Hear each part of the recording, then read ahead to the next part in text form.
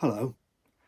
Today's poems come from the poetry contest held at Prince Koresada's house, which took place in autumn before the ninth month in the year of Kampyo 5. That's October 893 in a Western calendar. We start off with Wabibito no toshi furusato wa aki no no no mushi no yadori no naru zo wabishiki. For one sunk in sadness in an ancient dwelling among the autumn fields where the insects take their lodging, their cries are more heartbreaking. Autumn is almost always melancholy in traditional Japanese poetry, and this poem is no exception. It uses a number of images which were to become famous tropes for the season, most obviously that of insects. In autumn, as the weather turns cold, they begin to die off, and so their sound decreases, fading as the season moves on and the year moves towards its end. So, this poem is an expression of sympathy for the dying insects, but they stand as a metaphor for the poet himself. Near the end of his life, it's autumn, and alone in a rundown house, as rundown as he is. This is followed by Aki no yo no tsuyu o ba tsuyu to okinagara kare no namida ya nobe o somuramu. On autumn nights, the dew as dewdrops falls, but perhaps goose tears stain the fields. This poem relies upon a folk belief that as the migrating geese flew over, they wept tears of blood, and it was these that turned the leaves to their autumn colours. Aki no yo ni hitomatsu koto no wabishiki wa mushi sae tomo ni nakebe nari keri. On an autumn night, awaiting him is so sad and lonely, when even the insects with me are crying. This poem is an example of the crossover between the seasonal and love poetry. It draws on the same image of the insects crying, but adds in the image of a woman waiting for her lover, a lover who is unlikely to come. Culturally and conventionally at the time the poem was written, men visited women in their houses for romantic purposes, and the poem is clearly, thus, in a woman's voice.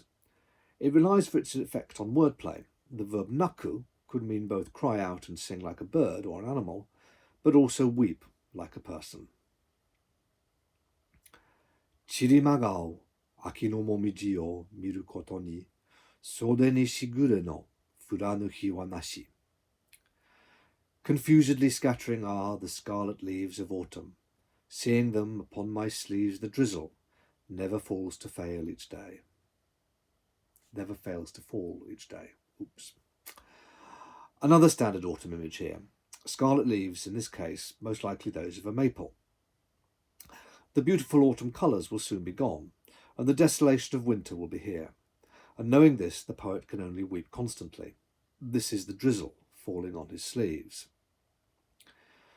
The seasonal associations are stronger in the Japanese original than in the translation, I think, as the word used for rain, shigure, was strongly associated with autumn rain rather than with rain at any other time of the year.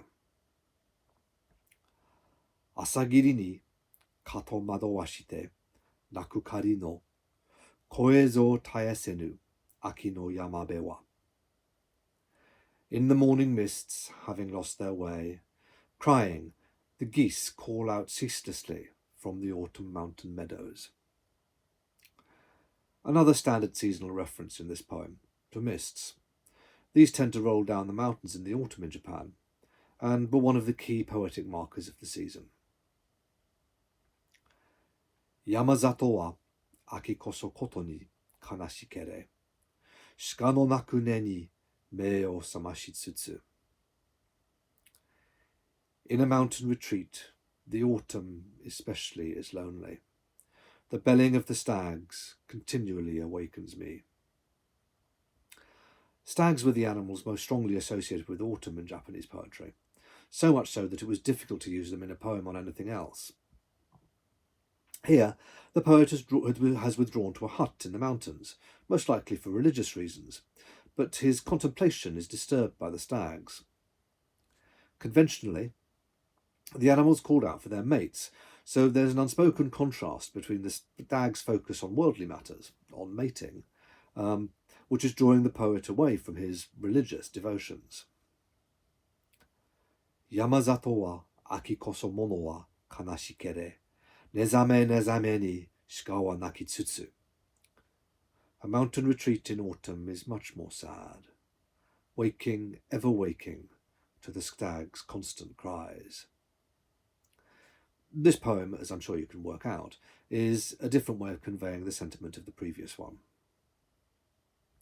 Koto no me o kaze no shirabe ni makasete wa, tatsuta hime koso, aki wa hikurashi.